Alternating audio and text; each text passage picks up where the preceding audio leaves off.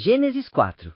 Neste capítulo, temos tanto a igreja em uma família, em uma pequena família, na família de Adão, e uma mostra dada do caráter e estado de ambos nas eras posteriores, ou melhor, em todas as eras, até o fim dos séculos. Como toda a humanidade foi representada em Adão, essa grande distinção da humanidade em santos e pecadores, piedosos e ímpios, os filhos de Deus e os filhos do maligno, foi aqui representada em Caim e Abel, e uma instância inicial é dada da inimizade que ultimamente foi colocada entre a semente da mulher e a semente da serpente. Temos aqui, em primeiro lugar, o nascimento, nomes e vocações de Caim e Abel. Versos 1 e 2. 2. Sua religião e diferentes sucessos nela. Versos 3 e 4 e parte do verso 5. 3. A ira de Caim contra Deus e a repreensão dele por essa ira. Versos 5 e 7. 4. O assassinato de seu irmão por Caim e o processo contra ele por esse assassinato. O assassinato cometido. Verso 8. O processo contra ele. 1. Sua acusação. Verso 9, parte anterior. 2. Seu fundamento. Verso 9, última parte. 3. Sua convicção. Verso 10. 4. A sentença proferida contra ele por Deus. Versos 11 e 12. 5. Sua reclamação contra a sentença. Versos 13 e 14. 6. A ratificação da sentença. Verso 15. 7. A execução da sentença. Versos 15 e 16. Em quinto lugar, a família e a posteridade de Caim. Versos 17 e 24. Sexto lugar, o nascimento de outro filho e neto de Adão. Versos 25 e 26. Vejamos primeiro, então, Caim e Abel. Verso 1. Coabitou o homem com Eva, sua mulher. Esta concebeu e deu à luz a Caim. Então disse: adquiri um varão com o auxílio do Senhor. 2. Depois deu à luz a Abel, seu irmão. Abel foi pastor de ovelhas, e Caim, lavrador. Adão e Eva tiveram muitos filhos e filhas. Capítulo 5, verso 4. Mas Caim e Abel parecem ter sido os dois mais velhos. Alguns pensam que eram gêmeos, e, como Esaú e Jacó, o mais velho odiava e o mais novo amava. Embora Deus tenha expulsado nossos primeiros pais do paraíso, ele não os deixou sem filhos, mas para mostrar que ele tinha outras bênçãos reservadas para eles. Ele preservou para eles o benefício daquela primeira bênção de aumento. Embora fossem pecadores, ou melhor, embora sentissem a humilhação e a tristeza dos penitentes, eles não se escreveram sem conforto, tendo a promessa de um Salvador para se sustentar. Temos aqui, primeiro, os nomes de seus dois filhos. 1. Caim significa posse, pois Eva, quando o deu à luz, disse com alegria, gratidão e grande expectativa: ganhei um homem com o auxílio do Senhor. Observe, os filhos são presentes de Deus e ele deve ser reconhecido na edificação de nossas famílias. Isso duplica e santifica nosso conforto neles quando os vemos vindo a nós da mão de Deus, que não abandonará as obras e dons de sua própria mão. Embora Eva o carregasse com as dores que eram consequência do pecado, ela não perdeu o senso da misericórdia em suas dores. Os confortos, embora misturados, são mais do que merecemos, e, portanto, nossas queixas não devem afogar nossas ações de agradecimento. Muitos supõem que Eva tinha a presunção de que esse sino era a semente prometida, e que, portanto, ela triunfava nele. Como podem ser lidas suas palavras? Consegui um homem, o Senhor, Deus-man. Se for assim, ela estava terrivelmente enganada, como Samuel, quando disse: certamente o ungido do Senhor está diante de mim. 1 Samuel 16, verso 6. Quando as crianças nascem, quem pode prever o que elas provarão? Aquele que foi considerado o homem, o Senhor, ou, pelo menos, um homem do Senhor, e por seu serviço como sacerdote da família, tornou-se inimigo do Senhor. Quanto menos esperemos das criaturas, mais toleráveis serão as decepções. 2. Abel significa vaidade. Quando ela achou que havia obtido a semente prometida em Caim, ela ficou tão envolta com essa posse que outro filho era uma vaidade para ela. Para quem tem interesse em Cristo e faz dele tudo, outras coisas são como nada. Da mesma forma, sugere que quanto mais vivemos neste mundo, mais podemos ver a vaidade dele. O que a princípio gostamos, como uma posse, depois vemos a razão de estar morto, como uma ninharia. O nome dado a este filho é colocado sobre toda a raça. Salmo 39, verso 5. Todo homem em seu melhor estado é Abel, vaidade. Vamos trabalhar para ver nós mesmos e os outros assim. Infância e juventude são vaidade. Os empregos de Caim e Abel. Observe. 1. Ambos tiveram um chamado. Embora fossem herdeiros aparentes para o mundo, nobres de nascimento e grande posse, não foram criados em ociosidade. Deus a seu pai um chamado, mesmo na inocência, e ele os deu um. Observe que a vontade de Deus é que cada um de nós tem alguma coisa para fazer neste mundo. Os pais devem educar os filhos para os negócios. Deem-lhes uma Bíblia e um chamado, disse o bom senhor Dodd, e Deus esteja com eles. 2. Seus empregos eram diferentes para que pudessem negociar e trocar uns com os outros conforme a ocasião. Os membros do corpo político precisam uns dos outros, e o amor mútuo é ajudado pelo comércio mútuo. 3. Seus empregos pertenciam ao colégio do lavrador, a profissão de seu pai. Uma vocação necessária, pois o próprio rei é servido do campo, mas uma vocação laboriosa que exigia cuidado e atenção constante. Agora é considerado uma pequena vocação.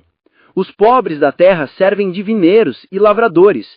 Jeremias 52, verso 16. Mas a vocação estava longe de ser uma desonra para eles. Ao contrário, eles tinham uma honra para ela. 4. Deveria parecer pela ordem da história que Abel, embora fosse o irmão mais novo, entrasse primeiro em seu chamado, e provavelmente seu exemplo atraísse Caim. Vejamos agora sobre a família de Caim.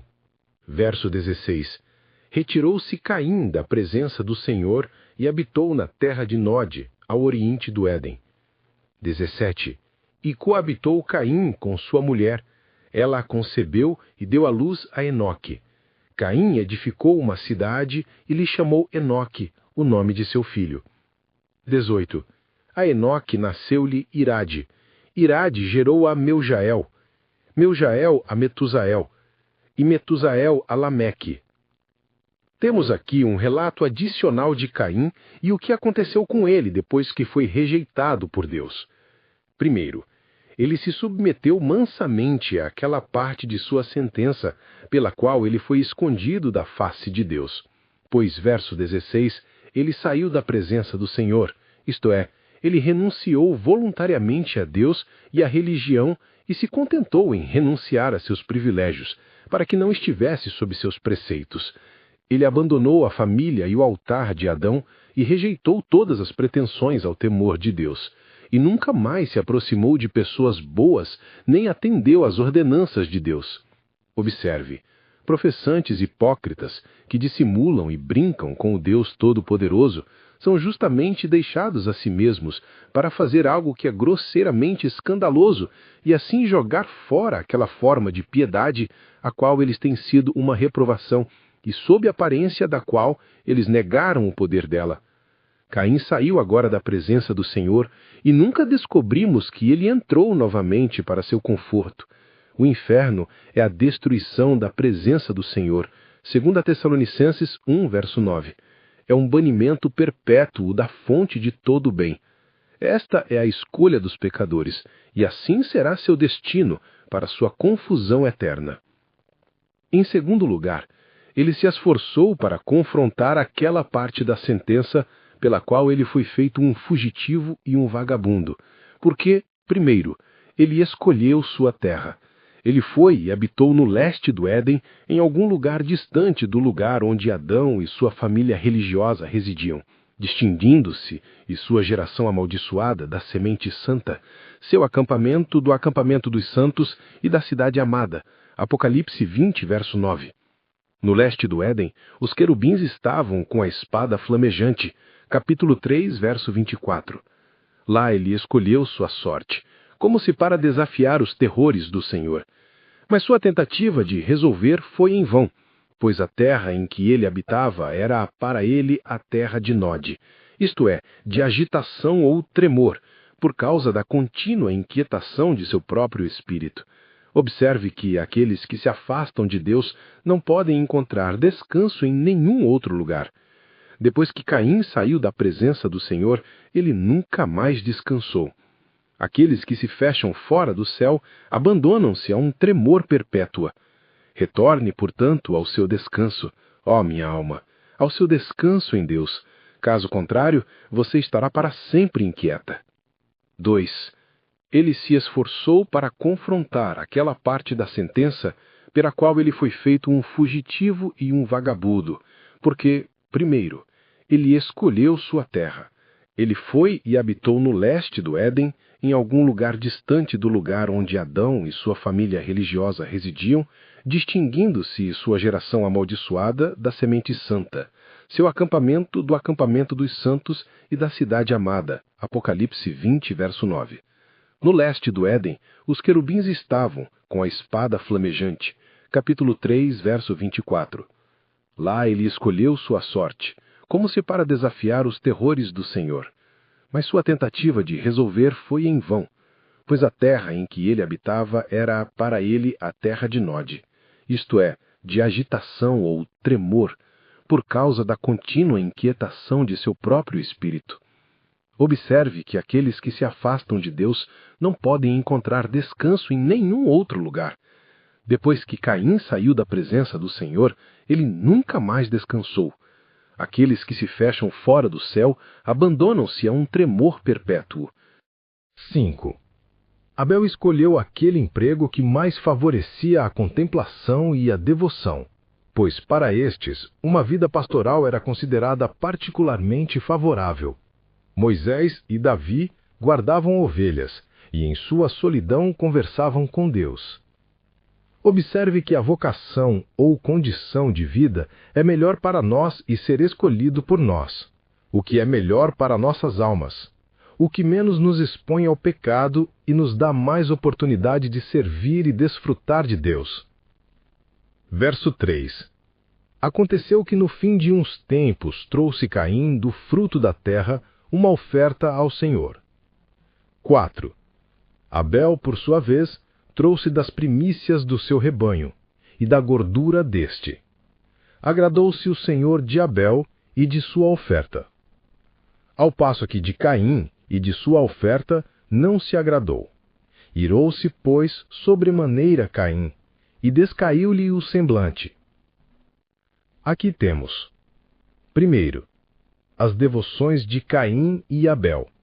Com o passar do tempo, quando eles melhoravam em seus respectivos chamados, no final dos dias, seja no final do ano, quando eles mantiveram sua festa de colheita ou talvez um jejum anual em memória do cair, ou no final dos dias da semana, o sétimo dia, que era o sábado, em algum tempo determinado, Caim e Abel trouxeram a Adão, como sacerdote da família, cada um deles uma oferta ao Senhor, pela qual temos motivos para pensar que houve uma designação divina dada a Adão, como um sinal do favor de Deus para com ele, e seus pensamentos de amor para com ele e os deles, apesar de sua apostasia. Deus testaria assim a fé de Adão na promessa e sua obediência à lei corretiva. Ele estabeleceria assim uma correspondência novamente entre o céu e a terra e daria sombras de coisas boas por vir. Observe aqui. Primeiro, que o culto religioso a Deus não é uma invenção nova, mas uma instituição antiga. É o que era desde o princípio. 1 João, verso 1. É o bom caminho antigo. Jeremias 6, verso 16. A cidade de nosso Deus é de fato aquela cidade alegre, cuja antiguidade é de dias antigos. Isaías 23, verso 7. A verdade começou com o erro e a piedade com a profanação. 2. É bom que as crianças sejam bem ensinadas quando são pequenas e educadas cedo nos serviços religiosos, para que, quando se tornem capazes de agir por si mesmas, possam, por sua própria vontade, trazer uma oferta a Deus. nesta criação do Senhor, os pais devem criar seus filhos. Capítulo 18, verso 19. Efésios 6, verso 4. 3. Que cada um de nós honre a Deus com o que temos, conforme Ele nos prosperou. De acordo com seus empregos e posses, eles trouxeram suas ofertas. Vê 1 Coríntios 16, versos 1 e 2. Nossa mercadoria e nosso salário, sejam eles quais forem, devem ser santidade para o Senhor. Isaías 23, verso 18. Ele deve receber o que lhe é devido em obras de piedade e de caridade, no suporte à religião e no socorro aos pobres. Assim devemos agora trazer nossa oferta com um coração reto, e com tais sacrifícios Deus está bem satisfeito. 4. Que hipócritas e malfeitores podem ser encontrados indo tão longe quanto o melhor do povo de Deus nos serviços externos da religião. Caim trouxe uma oferta com Abel. Não, a oferta de Caim é mencionada primeiro, como se ele fosse o mais avançado dos dois. Um hipócrita pode ouvir tantos sermões, fazer tantas orações e dar tantas esmolas quanto um bom cristão, e ainda assim, por falta de sinceridade, não ser aceito por Deus. O fariseu e o publicano foram ao templo para orar. Lucas 18, verso 10. Em segundo lugar, o sucesso diferente de suas devoções. O que deve ser almejado em todos os atos de religião é a aceitação de Deus. Nós aceleramos bem se o alcançamos, mas em vão adoramos se o perdemos. 2 Coríntios 5, verso 9. Talvez para um observador, os sacrifícios de Caim e Abel parecessem igualmente bons. Adão aceitou os dois, mas Deus, que não vê como o homem vê, respeitou Abel e sua oferta e mostrou sua aceitação provavelmente pelo fogo do céu. Mas Caim sua oferta não respeitou. Temos certeza de que havia uma boa razão para essa diferença. O governador do mundo, embora seja um soberano absoluto, não age arbitrariamente em dispensar seus sorrisos e carrancos. Primeiro, havia uma diferença no caráter das pessoas que ofereciam. Caim era um homem mau, levava uma vida ruim, sob o poder reinante do mundo e da carne, e, portanto, seu sacrifício era uma abominação para o Senhor. Provérbios 15, verso 8. Uma vancia oblação, Isaías 1, verso 13. Deus não respeitava o próprio Caim e, portanto, não respeitou sua oferta, como sugere a maneira da expressão. Mas Abel era um homem justo. É chamado de justo Abel. Mateus 23, verso 35. Seu coração era reto e sua vida era piedosa. Ele era um dos que o semblante de Deus contempla. Salmo 11, verso 7. E cuja proressa é, portanto, seu deleite. Provérbios 15, verso 8. Deus teria respeito por ele como um homem santo e, portanto, por sua oferta como uma oferta santa. A árvore deve ser boa. Caso contrário, o fruto não pode agradar ao Deus que esquadrinha o coração. 2. Houve uma diferença nas ofertas que trouxeram. É expressamente dito, Hebreus 11, verso 4, que o sacrifício de Abel foi mais excelente do que o de Caim, ou, primeiro, na natureza dele. O de Caim foi apenas um sacrifício de reconhecimento oferecido ao Criador. As ofertas de alimento do fruto da terra não existiam mais e, pelo que sei, poderiam ser oferecidas em inocência. Mas Abel trouxe um sacrifício de expiação, cujo sangue foi derramado para a remissão, reconhecendo-se assim como pecador, depreciando a ira de Deus e implorando seu favor em um mediador. Ou, 2. Nas qualidades da oferta. Caim trouxe do fruto da terra qualquer coisa que estivesse ao seu alcance, o que ele não tivesse ocasião para si mesmo ou o que não fosse comercializável. Mas Abel estava curioso na escolha de sua oferta. Não o coxo, nem o magro, nem o refúgio, mas os primogênitos do rebanho, o melhor que ele tinha e, a gordura dele, o melhor dos melhores. Portanto, os doutores hebreus estabelecem como regra geral que tudo o que é para o nome do bom Deus deve ser o melhor. É adequado que aquele que é o primeiro e o melhor tenha o primeiro e o melhor de nosso tempo, força e serviço. 3. A grande diferença foi esta, que Abel ofereceu com fé e Caim não. Havia uma diferença no princípio sobre o qual eles seguiam. Abel ofereceu tendo em vista a vontade de Deus como sua regra e a glória de Deus como seu fim, e na dependência da promessa de um Redentor. Mas Caim fez o que fez apenas por causa da companhia ou para salvar seu crédito, não pela fé, e assim se tornou pecado para ele. Abel era um crente penitente, como o publicano que saiu justificado. Lucas 18, verso 13. Mas Caim não se humilhou. Sua confiança estava dentro de si mesmo. Ele era como o fariseu que se glorificou, mas não foi justificado diante de Deus. 3. O desagrado de Caim com a diferença que Deus fez entre seu sacrifício e o de Abel. Caim ficou muito irado, o que logo apareceu em sua própria aparência, pois seu semblante caiu, o que indica não tanto sua dor e descontentamento, quanto sua malícia e raiva. Seu semblante taciturno e grosseiro e um olhar deprimido traíam seus ressentimentos apaixonados. Ele carregava má natureza no seu rosto, e a aparência de seu semblante testemunhava contra ele. Essa raiva indica, primeiro, sua inimizade para com Deus e a indignação que lhe concebeu contra ele por fazer tanta diferença entre sua oferta e a de seu irmão.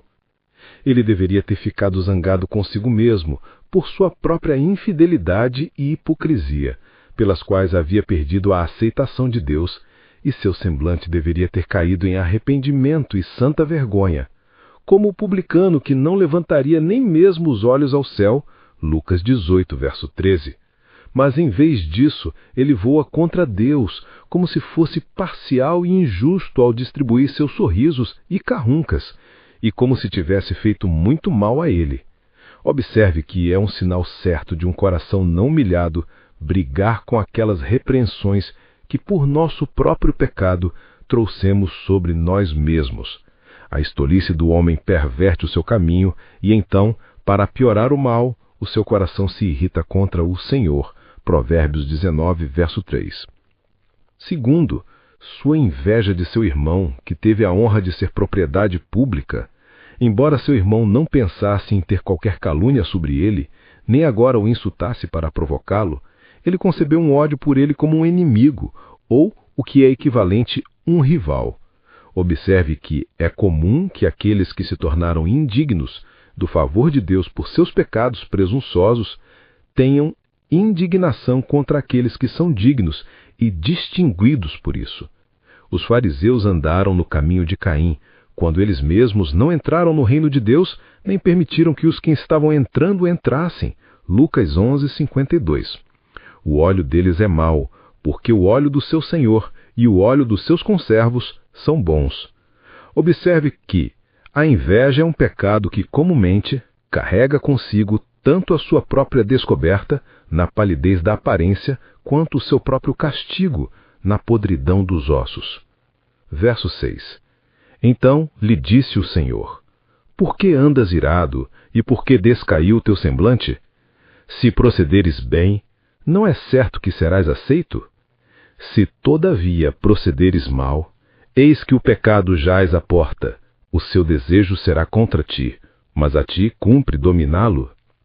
Deus está aqui discutindo com Caim para convencê-lo do pecado e da folícia de sua raiva e descontentamento e trazê-lo de bom humor novamente, para que mais pecados possam ser evitados.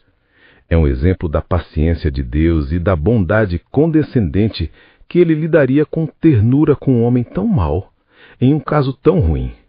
Ele não deseja que ninguém pereça, mas que todos cheguem ao arrependimento. Assim, o pai do filho pródigo discutiu o caso com o filho mais velho, Lucas 15, verso 28, etc. E Deus com os israelitas que disseram: O caminho do Senhor não é justo. Ezequiel 18, verso 25.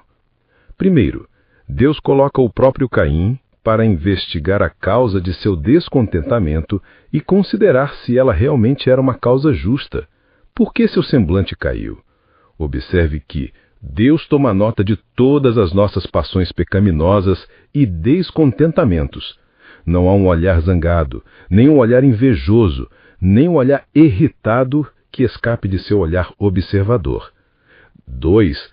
A maioria de nossos calores pecaminosos e inquietações logo desapareceriam antes de uma investigação estrita e imparcial em relação à sua causa. Por que estou zangado? Existe uma causa real? Uma causa justa? Uma causa proporcional para isso? Por que estou tão zangado e tão implacável? Em segundo lugar, para reduzir Caim à sua mente certa novamente, aqui fica evidente para ele que 1. Ele não tinha motivos para ficar zangado com Deus, pois havia agido de acordo com as regras estabelecidas e invariáveis de governo, adequadas a um estado de provação. Ele põe diante dos homens a vida e a morte, a bênção e a maldição, e então os retribui de acordo com suas obras, e os diferencia conforme eles se diferem. Assim será seu destino. As regras são justas e, portanto, seus caminhos, de acordo com essas regras, devem necessariamente ser justos, e ele será justificado quando falar. 1. Deus coloca diante de Caim a vida e uma bênção. Se fizeres bem, não serás aceito? Sem dúvida serás, não? Tu sabes que serás. Ou 1. Se você tivesse feito bem como seu irmão fez, você deveria ter sido aceito, como ele foi. Deus não faz acepção de pessoas, não odeia nada que ele fez. Nega seu favor a ninguém, exceto aqueles que o perderam, e não é inimigo de ninguém, exceto aqueles que, pelo pecado, o tornaram seu inimigo. De modo que, se não formos aceitos por ele, devemos agradecer a nós mesmos. A culpa é totalmente nossa. Se tivéssemos cumprido o nosso dever, não teríamos perdido sua misericórdia. Isso justificará Deus na destruição dos pecadores e agravará sua ruína. Não há um pecador condenado no inferno que, se ele tivesse feito bem, como poderia ter feito, teria sido um santo glorioso no céu. Todas as bocas em breve serão fechadas com isso. Ou 2. Se agora fizeres bem, se te arrependeres do teu pecado, reformares o teu coração e a tua vida, e ofereceres o teu sacrifício de uma maneira melhor, se tu não apenas fizeres o que é bom, mas o fizeres bem, tu ainda serás aceito, teu pecado será perdoado. 2. Ele coloca diante dele a morte e uma maldição. Mas se não estiver bem, isto é, visto que não fizeste bem, não ofereceste com fé e de maneira correta, o pecado jaz à porta, isto é, o pecado foi imputado a você, e você foi desaprovado e rejeitado como pecador. Uma carga tão alta não seria colocada à sua porta se você não a trouxesse sobre si mesmo por não fazer o bem.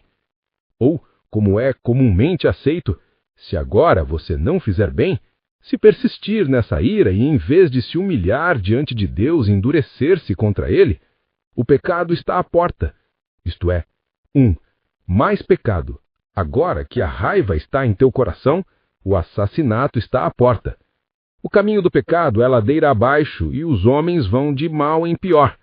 Aqueles que não sacrificam bem, mas são descuidados e negligentes em sua devoção a Deus, expõem-se às piores tentações e talvez o pecado mais escandaloso esteja à porta. Aqueles que não guardam as ordenanças de Deus correm o risco de cometer todas as abominações. Levítico 18, verso 30. No entanto, alguns optam por entender isso também como uma insinuação de misericórdia. Se não fizeres bem, o pecado, isto é, a oferta pelo pecado, jaz à porta, e você pode tirar proveito dele. A mesma palavra significa pecado e sacrifício pelo pecado. Embora você não tenha feito bem, não se desespere, o remédio está próximo, a propiciação não está longe de ser buscada.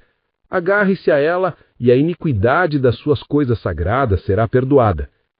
Disse que Cristo, a grande oferta pelo pecado, está à porta. Apocalipse 3, 20. E aqueles que bem merecem perecer em seus pecados não vão à porta por um interesse na oferta pelo pecado.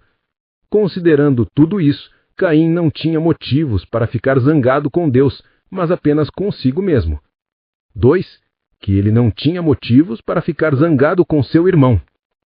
A ti será o seu desejo, ele continuará a respeitá-lo como um irmão mais velho, e tu, como primogênito, deves governá-lo tanto quanto sempre, A aceitação de Deus da oferta de Abel não transferiu o direito de primogenitura para ele, do qual Caim tinha ciúmes, nem colocou sobre ele aquela excelência de dignidade e poder que dissem pertencer a ele. Capítulo 49, verso 3. Deus não pretendia isso. Abel não o interpretou dessa maneira. Não havia perigo de ser aplicado em prejuízo de Caim, por que então ele deveria estar tão exasperado? Observe aqui que a diferença que a graça de Deus faz não altera as distinções que a providência de Deus faz, mas as preserva e nos obriga a cumprir o dever que delas resulta. Os servos verdadeiros devem ser obedientes aos mestres incrédulos. O domínio não é fundado na graça, nem a religião garante deslealdade ou desrespeito em qualquer relação. 2. Que os ciúmes que os poderes civis às vezes conceberam dos verdadeiros adoradores de Deus como perigosos para seu governo, inimigos de César e prejudiciais para reis e províncias, em cuja suspeita os perseguidores fundamentaram sua raiva contra eles, são muito injustos e irracionais. Os cristãos, de fato, são os melhores súditos e os mansos da terra. Seu desejo é para com seus governadores, e estes os governarão. 8. E Caim falou com Abel, seu irmão. E aconteceu que, quando eles estavam no campo, Caim se levantou contra Abel, seu irmão, e o matou. Temos aqui o progresso da raiva de Caim e a questão dela no assassinato de Abel, que pode ser considerado de duas maneiras. Primeiro, como o pecado de Caim, e era um pecado escarlate, carmesim, um pecado de primeira magnitude, um pecado contra a luz e a lei da natureza, e que assustou até as consciências dos homens maus. Veja nele: 1. Os tristes efeitos da entrada do pecado no mundo e no coração dos homens. Veja que raiz de amargura é a natureza corrupta, que carrega esse fel e absinto. O fato de Adão comer o fruto proibido parecia apenas um pequeno pecado, mas abriu a porta para o maior. 2. Um fruto da inimizade que está na semente da serpente contra a semente da mulher. Assim como Abel lidera a vanguarda do nobre exército de mártires, Mateus 23, verso 35, Caim está à frente do ignóbil exército de perseguidores.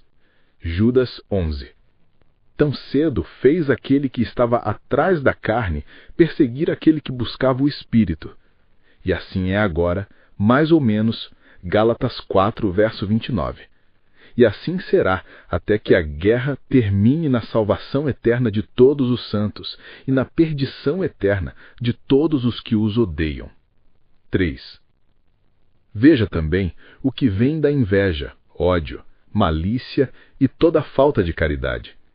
Se forem tolerados e acalentados na alma, correm o risco de envolver os homens no terrível culpa do próprio assassinato. A raiva imprudente é um assassinato de coração. Mateus 5, versos 21 e 22. Muito mais é a malícia. Aquele que odeia seu irmão já é um assassino diante de Deus, e se Deus o deixar sozinho, ele nada lhe falta além de uma oportunidade de torná-lo um assassino diante do mundo. Muitos foram os agravos do pecado de Caim.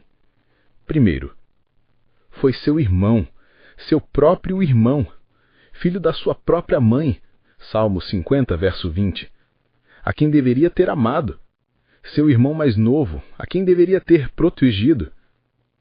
2.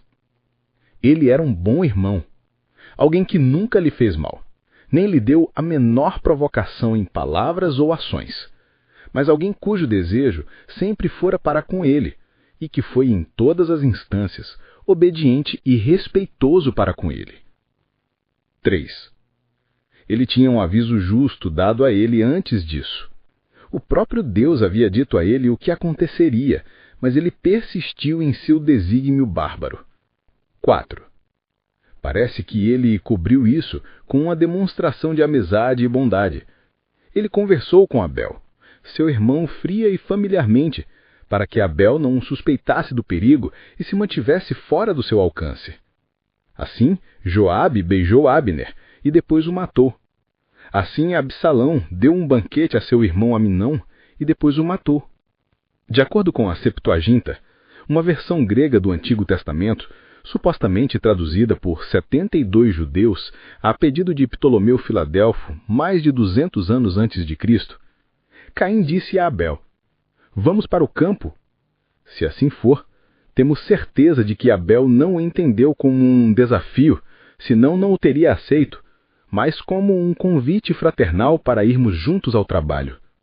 A paráfrase de Caldeia acrescenta: Caim, quando estavam conversando no campo, afirmou que não havia julgamento para ver, nenhum estado futuro, nem recompensa e punição no outro mundo, e que quando Abel falou em defesa da verdade, Caim tomou aquela ocasião para cair sobre ele. No entanto, 5. Aquilo que a Escritura nos diz que foi a razão pela qual o matou foi um agravamento suficiente do assassinato. Foi porque suas próprias obras eram mais, e as de seu irmão justas. De sorte que aqui ele se mostrou ser do maligno. 1 João 3,12. Um santo do diabo, como sendo um inimigo de toda a justiça, mesmo no seu próprio irmão. E nisso, empregado imediatamente pelo destruidor. 6. Ao matar seu irmão, ele atingiu diretamente o próprio Deus, porque a aceitação de Abel por Deus foi a provocação pretendida. E por esta mesma razão, ele odiava Abel, porque Deus o amava. 7. O assassinato de Abel foi ainda mais desumano porque agora havia tão poucos homens no mundo para substituí-lo. A vida de um homem é preciosa a qualquer momento, mas era de uma maneira especial preciosa agora e mal poderia ser poupada. Em segundo lugar, como o sofrimento de Abel. A morte reinou desde que Adão pecou, mas não lemos sobre ninguém levado cativo por ele até agora. E agora, 1. O primeiro que morre é um santo, alguém que foi aceito e amado por Deus, para mostrar que, embora a semente prometida estivesse tão longe de destruir aquele que tinha o poder da morte, a ponto de salvar os crentes de seu aguilhão, ainda assim, eles devem ser expostos ao seu golpe. O primeiro que foi para a sepultura foi para o céu. Deus garantiria para si mesmo as primícias, o primogênito dos mortos, que primeiro abriu o útero para outro mundo. Deixe isso tirar o terror da morte, que era antes o lote dos escolhidos de Deus, o que altera a propriedade dela. 2. O primeiro que morre é um mártir, e morre por sua religião, e disso pode-se dizer com mais verdade do que dos soldados que eles morrem no leito de honra. A morte de Jesus não apenas não contém nenhuma maldição, mas também uma coroa. Tão admiravelmente bem é alterada a propriedade da morte, que não é apenas tornada inocente e inofensiva para aqueles que morrem em Cristo, mas honrosa e gloriosa para aqueles que morrem por Ele. Não estranhemos a prova de fogo, nem nos acovardemos se formos chamados a resistir até o sangue, pois sabemos que há uma coroa de vida para todos os que são fiéis até a morte. Vejamos agora sobre o castigo de Caim. Verso 9. Disse o Senhor a Caim: Onde está Abel, teu irmão? Ele respondeu: Não sei. Acaso sou eu tutor de meu irmão? 10. E disse Deus: Que fizeste? A voz do sangue de teu irmão clama da terra a mim. És agora, pois, maldito, por sobre a terra, cuja boca se abriu para receber de tuas mãos o sangue de teu irmão. Quando lavrares o solo, não te dará ele a sua força. Serás fugitivo e errante pela terra. Temos aqui um relato completo do julgamento e condenação do primeiro assassino. Os tribunais civis de judicatura ainda não foram erguidos para esse propósito como foram posteriormente. Capítulo 9, verso 6. O próprio Deus se assenta como juiz, pois ele é o Deus a quem pertence a vingança, e que certamente fará inquisição por sangue, especialmente o sangue dos santos. Observe. Primeiro, a acusação de Caim. O Senhor disse a Caim: Onde está Abel, teu irmão? Alguns pensam que Caim foi assim interrogado no sábado seguinte ao do assassinato, quando os filhos de Deus vieram, como de costume, apresentar-se perante o Senhor, em assembleia religiosa. E faltava Abel, cujo lugar não costumava ficar vazio. pois o Deus do céu observa quem está presente e quem está ausente das ordenanças públicas. Caim é interrogado, não apenas porque há justa causa para suspeitar dele, ele descobriu uma malícia contra Abel, e foi o último com ele, mas porque Deus sabia que ele era culpado. Nem obstante, ele pede que possa extrair dele uma confissão de seu crime, pois aqueles que seriam justificados diante de Deus devem se acusar, e o penitente o fará. 2. A súplica de Caim. Ele se declara inocente e acrescenta rebelião ao seu pecado. Pois, 1. Ele se esforça para cobrir um assassinato deliberado com uma mentira deliberada. Eu não sei. Ele sabia muito bem o que havia acontecido com Abel, mas teve o descaramento de negá-lo. Assim, em Caim o diabo era um assassino e um mentiroso desde o início. Veja como as mentes dos pecadores estão bedas e os corações endurecidos pelo engano do pecado. São estranhamente cegos os que pensam que é possível esconder seus pecados de um Deus que tudo vê, e são estranhamente duros os que pensam que é desejável escondê-los de um Deus que perdoa apenas aqueles que confessam. 2. Ele impudentemente acusa seu juiz de tolice e injustiça ao fazer-lhe esta pergunta: sou eu o guardião de meu irmão? Ele deveria ter se humilhado e dito: não sou eu o assassino de meu irmão? Mas ele se opõe ao próprio Deus como se ele tivesse feito uma pergunta impertinente, à qual de modo algum era obrigado a dar uma resposta. Sou eu o guardião de meu irmão? Certamente ele tem idade suficiente para cuidar de si mesmo, e eu nunca cuidei dele. Alguns pensam que ele reflete sobre Deus e sobre sua providência, como se tivesse dito: não és tu seu guardião? Se ele estiver faltando, a culpa é sua, e não minha, que nunca me comprometi a mantê-lo. Observe, uma preocupação caridosa por nossos irmãos como seus guardiões é um grande dever que é estritamente exigido de nós, mas é geralmente negligenciado por nós. Aqueles que não se preocupam com os assuntos de seus irmãos e não se preocupam quando têm oportunidade de evitar que eles sejam feridos em seus corpos, bens ou bom nome, especialmente em suas almas, de fato o fazem, falam a língua de Caim. Em terceiro lugar, a convicção de Caim, verso 10, Deus não deu uma resposta direta à sua pergunta, mas rejeitou seu apelo como falso e frívolo. O que você fez? O fardo dessa culpa é teu. Tu pensas em ocultá-lo, mas é inútil. A evidência contra ti é clara e incontestável. A voz do sangue de teu irmão clama. Ele fala como se o próprio sangue fosse tanto testemunha quanto promotor, porque o próprio conhecimento de Deus testificou contra ele, e a própria justiça de Deus exigia satisfação. Observe aqui, primeiro, o assassinato é um pecado que grita, nada mais. O sangue exige sangue, o sangue do assassinado pelo sangue do assassino. Clama nas últimas palavras de Zacarias, segundo as Crônicas 24, verso 2. O Senhor olhe para ele e o exija, o nasde as almas sobre o altar, Apocalipse 6, verso 10. Por quanto mais tempo, Senhor, santo e verdadeiro? Os pacientes sofredores clamaram por perdão. Pai, perdoa-lhes. Mas seu sangue clama por vingança. Embora se calem, seu sangue tem um clamor alto e constante, ao qual o ouvido do Deus justo está sempre aberto. Segundo, disse que o sangue clama do chão. A terra, que diz abrir a boca para receber o sangue de seu irmão de sua mão, verso 11. A terra, por assim dizer, corou ao ver seu próprio rosto manchado com tanto sangue, e portanto abriu a boca para esconder o que ela não podia impedir. Quando o céu revelou a iniquidade de Caim, a terra também se levantou contra ele, Jó 20, verso 27, e gemeu ao ser assim sujeitada à vaidade, Romanos 8, versos 20 e 22. É provável que Caim tenha enterrado o sangue e o corpo, para ocultar-se o crime, mas assassinato sairá. Ele não os enterrou tão fundo, mas o clamor deles alcançou o céu. Terceiro, no original, a palavra é plural, sangue de teu irmão.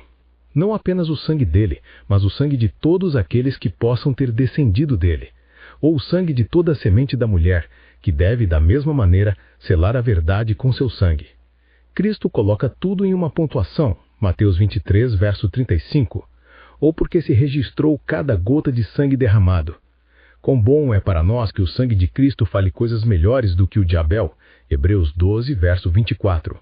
O sangue de Abel clama por vingança, o sangue de Cristo clama por perdão. Quarto, a sentença proferida sobre Caim. E agora tu és amaldiçoado da terra. Verso 11. Observe aqui. Primeiro, ele é amaldiçoado, separado para todo o mal, colocado sob a ira de Deus como é revelado do céu contra toda a impiedade e injustiça dos homens. Romanos 1, verso 18. Quem sabe a extensão e o peso de uma maldição divina? Até onde ela chega? Quão fundo ela penetra? O fato de Deus pronunciar um homem amaldiçoado o torna assim, pois aqueles a quem ele amaldiçoa são amaldiçoados de fato. A maldição pela desobediência de Adão terminou na terra. Maldita é a terra por tua causa. Mas esta pela rebelião de Caim caiu imediatamente sobre ele. Tu és amaldiçoado, pois Deus tinha misericórdia reservada para Adão, mas nenhuma para Caim. Todos nós merecemos esta maldição, e é somente em Cristo que os crentes são salvos dela e herdam a bênção. Galatas 3, versos 10 e 13. Segundo, ele é amaldiçoado da terra. Daí o clamor subiu a Deus, daí a maldição subiu a Caim. Deus poderia ter se vingado por um golpe imediato do céu, pela espada de um anjo ou por um raio, mas ele escolheu fazer da terra o vingador do sangue, para continuá-lo da terra e não cortá-lo imediatamente, e ainda fazer disso sua maldição. A terra está sempre perto de nós, não podemos fugir dela, de modo que se este for feito o carrasco da ira divina, nosso castigo é inevitável. É o pecado, isto é, o castigo do pecado, que jaz da porta. Caim encontrou sua poluição onde escolheu sua porção e colocou seu coração. Duas coisas esperamos da terra, e por esta maldição, ambas são negadas a Caim e tiradas dele: sustento e assentamento. Primeiro, o sustento da terra aqui é negado a ele. É uma maldição sobre ele, em seus prazeres e particularmente em seu chamado. Quando tu cultivares o solo, doravante não te dará a sua força. Observe que cada criatura é para nós o que Deus a faz de nós: um consolo ou uma cruz, uma bênção ou uma maldição.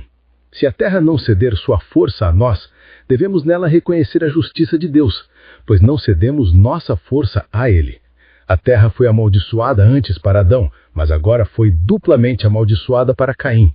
A parte que lhe coube e da qual ele tinha a ocupação tornou-se infrutífera e desconfortável para ele pelo sangue de Abel. Observe que a maldade dos ímpios traz uma maldição sobre tudo o que eles fazem e tudo o que eles têm. Deuteronômio 28, verso 15, etc. E esta maldição amarga tudo o que eles têm e os decepciona em tudo o que eles fazem. O estabelecimento na terra é aqui negado a ele. Um fugitivo e um vagabundo serás na terra. Por isso ele foi condenado para perpétua desgraça e reprovação entre os homens. Deve ser sempre considerado uma coisa escandalosa abrigá-lo, conversar com ele ou mostrar-lhe qualquer favor. E justamente um homem que se despojou de toda a humanidade foi abominado e abandonado por toda a humanidade e tornado infame. Para perpétua inquietação e horror em sua própria mente, sua própria consciência culpada deveria persegui-lo onde quer que fosse e torná-lo magor misabib, um terror ao redor. Que descanso podem encontrar aqueles, que solução, que carregam sua própria perturbação com eles em seus seios onde quer que vão? Esses devem ser fugitivos que são assim lançados. Não há fugitivo mais inquieto sobre a terra do que aquele que é continuamente perseguido por sua própria culpa, nem vagabundo mais vil do que aquele que está à mercê de suas próprias concupiscências. Esta foi a sentença proferida contra Caim. E mesmo nisso havia misericórdia misturada, visto que ele não foi imediatamente cortado, mas teve espaço para se arrepender. Porque Deus é longânimo para conosco, não querendo que ninguém pereça. Vejamos agora sobre a queixa de Caim. Verso 13. Então disse Caim ao Senhor: é tamanho o meu castigo que já não posso suportá-lo. 14. Eis que hoje me lanças da face da terra, e da tua presença hei de esconder-me. Serei fugitivo e errante pela terra. Quem comigo se encontrar me matará. 15. O Senhor, porém, lhe disse: assim, qualquer que matar a Caim será vingado 7 vezes. E pôs o Senhor um sinal em Caim, para que o não ferisse de morte quem quer que o encontrasse. Temos aqui um relato adicional do processo contra Caim. Primeiro, Aqui está a reclamação de Caim sobre a sentença proferida contra ele, tão dura e severa. Alguns o fazem falar a linguagem do desespero e leem: minha iniquidade é maior do que pode ser perdoada. E assim o que ele diz é uma reprovação e afronta a misericórdia de Deus, que somente aqueles terão o benefício dessa esperança nela. Há perdão com um Deus dos perdões para os maiores pecados e pecadores, mas aqueles que se desesperam dela o perdem. Agora mesmo Caim não fez caso de seu pecado, mas agora ele está no outro extremo. Satanás leva seus vassalos da presunção ao desespero. Não podemos pensar muito mal do pecado, desde que não o consideremos imperdoável. Mas Caim parece falar a linguagem da indignação. Meu castigo é maior do que posso suportar, e assim o que lhe diz é uma censura e afronta à justiça de Deus e uma reclamação, não da grandeza de seu pecado, mas da extremidade de seu castigo, como se isso fosse desproporcional a seus méritos. Em vez de justificar Deus na sentença, ele o condena, não aceitando o castigo de sua iniquidade, mas brigando com ele. Observe que corações impenitentes e sem humildade não são, portanto, recuperados pelas repreensões de Deus, porque eles se consideram injustiçados por elas. E é uma evidência de grande dureza estar mais preocupados com nossos sofrimentos do que com nossos pecados. A preocupação de Faraó estava relacionada apenas a este morte, não a este pecado. Êxodo 10, verso 17. Assim como a de Caim aqui. Ele é um homem vivo, mas ainda reclama da punição de seu pecado. Lamentações 3:39. Ele se considera tratado com rigor, quando na verdade é tratado favoravelmente. E chora de errado quando tem mais motivo para se admirar que está fora do inferno. Ai daquele que assim luta com seu Criador e entra em julgamento com o seu juiz. Agora, para justificar essa reclamação, Caim desmente a sentença. Ele vê-se excluído por ela do favor de seu Deus e conclui que, sendo amaldiçoado, está oculto da face de Deus, que é de fato a verdadeira natureza da maldição de Deus. Sinares condenados acham isto, a quem é dito: afaste-se de mim, vocês amaldiçoados. Aqueles são realmente amaldiçoados que estão para sempre excluídos do amor e cuidado de Deus e de todas as esperanças de sua graça. Vê-se expulso de todas as comunidades desta vida e conclui que, sendo um fugitivo, é, de efeito, expulso hoje da face da terra. Tão bons não têm lugar na terra quanto não têm um lugar estabelecido. Melhor restar na guebela do que não ter repouso. Vê-se excomungado por ela, cortado da igreja e proibido de participar de ordenanças públicas. Com as mãos cheias de sangue, ele não deve trazer mais oblações vãs. Isaías 1, 13 e 15. Talvez isso ele queira dizer quando reclama que foi expulso da face da terra, porque ter sido excluído da igreja, da qual ninguém ainda tinha desertado, foi escondido da face de Deus, não sendo admitido a ver com os filhos de Deus para se apresentar diante do Senhor. 4. Ele se viu exposto por ela ao ódio e má vontade de toda a humanidade. Acontecerá que todo aquele que me encontrar, me matará. Onde quer que ele vagueie, ele corre perigo de vida. Pelo menos ele pensa assim. E como um homem endividado, pensa que cada um que encontra é um oficial de justiça. Não havia ninguém vivo, exceto seus parentes próximos. Ainda assim, ele tem medo justamente deles, que foram tão bárbaros com seu irmão. Alguns o leem: todo o que me encontrar me matará. Não apenas todo aquele entre os homens, mas qualquer que seja entre todas as criaturas. Vendo-se expulso da proteção de Deus, ele vê toda a criação armada contra ele. Observe que a culpa não perdoada enche os homens de terrores contínuos. Provérbios 28:1, Jó 15:20, 21, Salmo 53, 5. É melhor temer e não pecar do que pecar e depois temer. Dr. Lightfoot acha que esta palavra de Caim deve ser lida como um desejo. Agora, portanto, que qualquer um que me encontrar possa me matar. Sendo amargurado na alma, ele anseia pela morte, mas ela não vem. Jó 3, versos 20 a 22. Como fazem aqueles sobre tormentos espirituais. Apocalipse 9, 5, 6. 2. Aqui está a confirmação de Deus da sentença, pois quando julgar, vencerá. Verso 15. Observe. 1. como Caim é protegido em ira por esta declaração, notificada, podemos supor, a todo aquele pequeno mundo que existia então. Todo aquele que matar Caim, a vingança será tomada 7 vezes sobre ele, porque assim a sentença sobre a qual estava, que ele deveria ser um fugitivo e um vagabundo, seria derrotada. Os presos condenados estão sob a proteção especial da lei. Aqueles que são designados sacrifícios à justiça pública não devem ser sacrificados à vingança privada. Deus tendo dito no caso de Caim, a vingança é minha, eu retribuirei. Teria sido uma usurpação ousada para qualquer homem tirar a espada da mão de Deus, um desprezo colocado sobre uma declaração expressa da mente de Deus, e, portanto, vingado 7 vezes.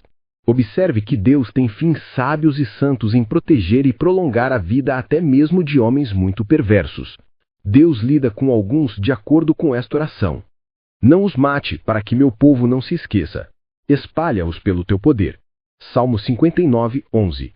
Se Caim tivesse sido morto imediatamente, ele teria sido esquecido. Eclesiastes 8:10.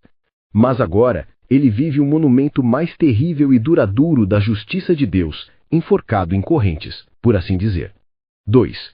Como ele é marcado pela ira.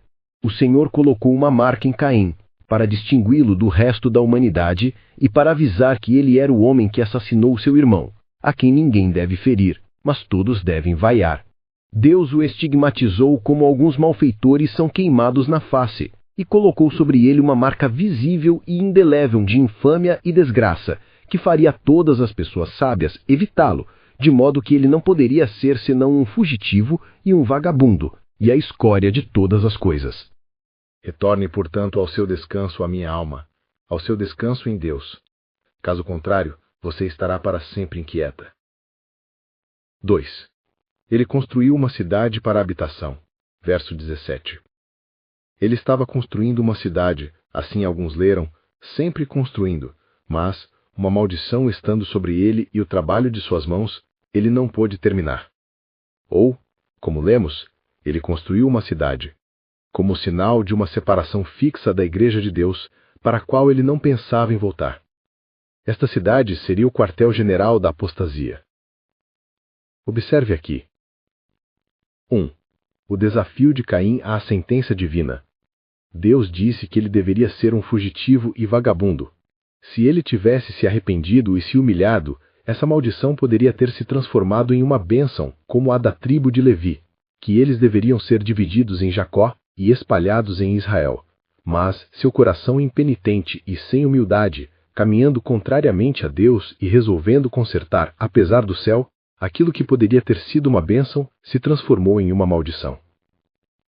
2. Veja qual foi a escolha de Caim depois que ele abandonou a Deus. Ele se estabeleceu em um assentamento neste mundo como seu descanso para sempre. Aqueles que esperavam a cidade celestial escolheram, enquanto na terra, habitar em tabernáculos. Mas Caim, como alguém que não se importava com aquela cidade, construiu para si uma na terra. Aqueles que são amaldiçoados por Deus estão aptos a buscar sua solução e satisfação aqui embaixo. Salmo 17, 14. 3. Sua família também foi edificada. Aqui está um relato de sua posteridade, pelo menos os herdeiros de sua família, por 7 gerações. Seu filho era Enoque, com o mesmo nome, mas não com o mesmo caráter daquele homem santo que andava com Deus, capítulo 5, verso 22. Homens bons e maus podem ter os mesmos nomes, mas Deus pode distinguir entre Judas Iscariotes e Judas não Iscariotes, João 14, verso 22. Os nomes de mais de sua posteridade são mencionados, mas apenas mencionados, não como os da semente santa, capítulo 5, onde temos 3 versículos sobre cada um, enquanto aqui temos 3 ou 4 em um versículo. Eles são contados às pressas, como não valorizados ou apreciados em comparação com os escolhidos de Deus. Vemos agora sobre a família de Lameque. Verso 19. Lameque tomou para si 2 esposas. O nome de uma era Ada, a outra se chamava Zilá. 20. Ada deu à luz a Jabal. Este foi o pai dos que habitam em tendas e possuem gado. 21. O nome de seu irmão era Jubal. Este foi o pai de todos os que tocam harpa e flauta. 22. Zilá, por sua vez, deu à luz a Tubal-Caim, artífice de todo o instrumento cortante, de bronze e de ferro. A irmã de Tubal-Caim foi Naamá. Temos aqui alguns detalhes sobre Lameque, o sétimo depois de Adão na linhagem de Caim. Observe. Primeiro, ele se casou com 2 esposas. Foi alguém da raça degenerada de Caim que primeiro transgrediu a lei original do casamento de que 2 deveriam ser uma só carne. Até então, um homem tinha apenas uma esposa de cada vez, mas Lameque teve 2. Desde o início não era assim. Mal 2, 15. Mateus 19, 5. Veja aqui. 1. Aqueles que abandonam a igreja e as ordenanças de Deus se expõem a todo tipo de tentação. Quando um mau costume é iniciado por homens maus, algumas vezes homens de melhor caráter são levados a segui-los por imprudência. Jacó, Davi e muitos outros que de outra forma eram homens bons, foram posteriormente enterrados neste sicano que Lameque começou. Em segundo lugar, sua felicidade em seus filhos, apesar disso. Embora ele tenha pecado, ao se casar com 2 esposas, foi abençoado com filhos por ambas, e aqueles que viveram para serem famosos em sua geração, não por sua piedade, nenhuma menção é feita disso pelo que parece, eles eram pagãos, senão por sua engenhosidade. Eles não eram apenas homens de negócios, mas homens úteis ao mundo, e eminentes pela invenção, ou pelo menos pelo aperfeiçoamento de algumas artes úteis. 1. Jabal foi um pastor famoso. Ele deliciava-se muito em criar gado para si mesmo e estava tão feliz em inventar métodos para fazê-lo da melhor maneira e instruir outros nisso, que os pastores daquela época, ou melhor, os pastores de tempos posteriores, o chamavam de pai, ou talvez, depois que seus filhos foram criados no mesmo emprego, a família era uma família de pastores. 2. Jubal foi um músico famoso, e particularmente um organista, e o primeiro que deu regras para a nobre arte ou ciência da música. Quando Jabal os colocou em um caminho para serem ricos, Jubal os colocou em um caminho para serem felizes. Aqueles que passam seus dias na riqueza não ficarão sem um tamboril e a harpa. Jó 21, 12, 13. De seu nome, Jubal, provavelmente a trombeta do jubileu foi assim chamada, pois a melhor música era aquela que proclamava liberdade e redenção. Jabal era seu Pan, e Jubal seu Apolo. 3. Tubal-Caim foi um ferreiro famoso, que aprimorou muito a arte de trabalhar em bronze e ferro, tanto para o serviço de guerra quanto para a agricultura. Ele era o Vulcano deles. Veja aqui. 1. Que as coisas mundanas são as únicas coisas nas quais as pessoas carnais perversas colocam seus corações e são mais engenhosas e diligentes. Assim foi com esta raça ímpia do maldito Caim. Aqui estava um pai de pastores e um pai de músicos, mas não um pai de fiéis. Aqui estava alguém para ensinar em bronze e ferro, mas ninguém para ensinar o bom conhecimento do Senhor. Aqui havia planos de como ser rico, poderoso e alegre, mas nada de Deus, nem de seu temor e serviço entre eles. As coisas presentes enchem a cabeça da maioria das pessoas. 2. Que mesmo aqueles que são destituídos do conhecimento e da graça de Deus podem ser dotados de muitas realizações excelentes e úteis, que podem torná-los famosos e úteis em sua geração.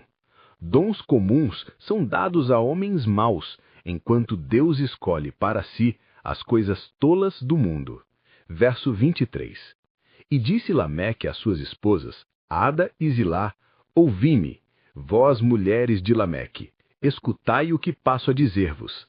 Matei um homem porque ele me feriu, e um rapaz porque me pisou. 24. 7 vezes se tomará vingança de Caim, de Lameque, porém, 70 vezes 7. Por este discurso de Lameque, que é registrado aqui, e provavelmente foi muito falado naqueles tempos, ele parece ter sido um homem perverso, como geralmente era a raça amaldiçoada de Caim. Observe. 1. Que quão arrogante e imperiosamente ele fala com suas esposas, como alguém que esperava uma grande consideração e observância. Ouçam minha voz, vós esposas de Lameque. Não é de admirar que aquele que quebrou uma lei do casamento ao tomar 2 esposas, quebrou outra, que o obrigava a ser gentil e terno com aqueles que havia tomado e a dar honra à esposa como ao vaso mais fraco. Nem sempre são aqueles mais cuidadosos em cumprir seu próprio dever aqueles que são mais elevados em suas exigências de respeito dos outros e mais frequentes em chamar seus parentes para conhecer seu lugar e cumprir seu dever. 2. Quão sanguinário e bárbaro ele era para todos ao seu redor. Eu matei, ou, como está na margem, eu mataria um homem em minha ferida e um jovem em minha ferida. Ele admite um temperamento feroz e cruel que o atacaria sem piedade e mataria todos os que estivessem no seu caminho. Seja um homem ou um jovem, não, ainda que ele próprio corresse o risco de ser ferido no conflito. Alguns pensam, porque verso 24 ele se compara a Caim, que havia assassinado algumas da semente santa, os verdadeiros adoradores de Deus, e que reconheceu que isso era o ferimento de sua consciência e a dor de sua alma. E ainda assim, como Caim, ele continuou impenitente, tremendo e ainda sem se humilhar. Ou suas esposas, sabendo que tipo de espírito ele era, quão apto tanto para dar quanto para se ressentir da provocação, temiam que alguém ou outro fosse a morte dele. Nunca tema, diz ele, eu desafio qualquer homem a me atacar. Observe que é comum homens ferozes e sanguinários se gloriarem em sua vergonha, Filipenses 3:19, como se fosse sua segurança e sua honra, que eles não se importem com quantas vidas são sacrificadas por seus ressentimentos raivosos, nem quanto eles são odiados desde que possam ser temidos. Oderint dum metuant, deixe que odeiem, desde que tenham medo. 3. Quão impiedosamente ele presume até da proteção de Deus em seu caminho perverso. Verso 24. Ele tinha ouvido que Caim seria vingado 7 vezes. Verso 15. Ou seja, se alguém ousasse matar Caim, ele seria severamente punido por isso. Ainda que Caim merecesse morrer 1000 mortes pelo assassinato de seu irmão. E, portanto, ele infere que, se alguém devesse matá-lo, pelos assassinatos que ele havia cometido, Deus vingaria muito mais sua morte. Como se o cuidado especial que Deus tomou para prolongar e assegurar a vida de Caim, por razões especiais peculiares ao seu caso, e de fato para sua punição mais severa, como os seres dos condenados continuam, fosse designado como uma proteção para todos os assassinos. Assim, Lameque argumenta perversamente: se Deus providenciou a segurança de Caim, muito mais para a minha, que ainda que tenha matado muitos, nunca matei meu próprio irmão e sem provocação, como ele fez. Observe a indulgência de alguns pecadores e a paciência que Deus exerce com eles. Eclesiastes 8:11. Mas, embora a justiça atinja alguns lentamente, outros não podem por isso estar certos, mas podem ser levados com uma destruição rápida. Ou se Deus devesse suportar por longo tempo aqueles que assim presumem a sua tolerância, eles apenas entesouram para si ira para o dia da ira. Agora, isso é tudo que temos registrado nas Escrituras sobre a família e a posteridade do amaldiçoado Caim, até encontrá-los todos cortados e perecendo no dilúvio universal. Vejamos agora sobre o nascimento de Sete. Verso 25. Tornou Adão a coabitar com sua mulher, e ela deu à luz um filho, a quem pôs o nome de Sete, porque disse ela: Deus me concedeu outro descendente em lugar de Abel, que Caim matou. 26. A Sete nasceu-lhe também um filho, ao qual pôs o nome de Enos. Daí se começou a invocar o nome do Senhor. Esta é a primeira menção de Adão na história deste capítulo.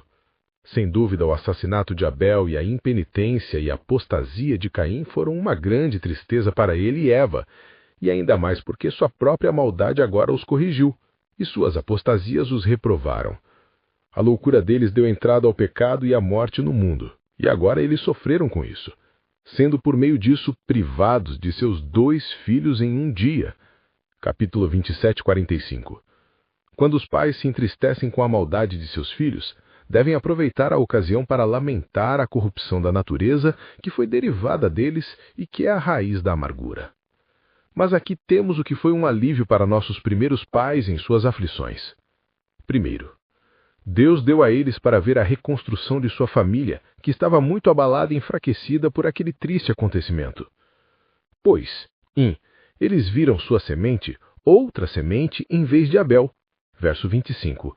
Observe a bondade e a ternura de Deus para com seu povo em suas relações providenciais com eles. Quando ele tira um conforto deles, ele lhes dá outro em lugar disso, o que pode ser uma bênção maior para eles do que aquilo em que eles pensavam que suas vidas estavam ligadas. Esta outra semente era aquele em quem a igreja deveria ser edificada e perpetuada, e ele vem no lugar de Abel, pois a sucessão de confessores é o renascimento dos mártires, e como se fosse a ressurreição das testemunhas mortas de Deus. Assim, somos batizados pelos mortos, 1 Coríntios 15, 29. Ou seja, somos, pelo batismo, admitidos na igreja por ou em lugar daqueles que pela morte, especialmente pelo martírio, dela são afastados, e enchemos o seu lugar. Aqueles que matam os servos de Deus esperam com isto desgastar os santos do Altíssimo, mas serão enganados. Cristo ainda verá sua semente. Deus pode levantar filhos das pedras para ele e fazer do sangue dos mártires a semente da igreja, cujas terras, temos certeza, nunca serão perdidas por falta de herdeiros. Este filho, por um espírito profético, eles chamaram Sete, isto é, estabelecido ou colocado, porque em sua semente a humanidade deve continuar até o fim dos tempos, e dele deve descender o Messias. Enquanto Caim, o cabeça da apostasia, tornou-se um errante, Sete, de quem a verdadeira igreja deveria vir, é um fixo. Em Cristo e em sua igreja está o único acordo verdadeiro. Em segundo lugar, Deus permitiu que eles vissem o reavivamento da religião em sua família. Então os homens começaram a invocar o nome do Senhor. Verso 26. É um pequeno consolo para um homem bom ver os filhos de seus filhos, se ele também não vê a paz em Israel, e aqueles que vêm dele andando na verdade. Sem dúvida, o nome de Deus foi invocado antes, mas agora, os adoradores de Deus começaram a se incitar a fazer mais na religião do que antes. Talvez não mais do que havia sido feito no início, mas mais do que havia sido feito ultimamente, desde a deserção de Caim. Agora os homens começaram a adorar a Deus não apenas em seus aposentos e famílias, mas em assembleias públicas e solenes. Ou ainda houve essa reforma na religião, que foi, assim dizer, um novo começo dela. Então pode-se referir não ao nascimento de Enos, mas a toda a história anterior. Então, quando os homens viram em Caim e Lameque os tristes efeitos do pecado pelas obras da consciência natural, quando viram os julgamentos de Deus sobre pecado e sinicadores, então eles estavam muito mais vivos e resolutos na religião. Quanto piores os outros, melhor devemos ser, e mais velozes. Em segundo lugar, os homens se batizaram pelo nome do Senhor. Agora que Caim e aqueles que abandonaram a religião construíram uma cidade e começaram a desejar a impiedade e a irreligião, e se chamaram filhos dos homens, aqueles que aderiram a Deus começaram a declarar por ele e sua adoração e se chamaram filhos de Deus. Agora começou a distinção entre professantes e profanos, que foi mantida desde então e será enquanto o mundo existir.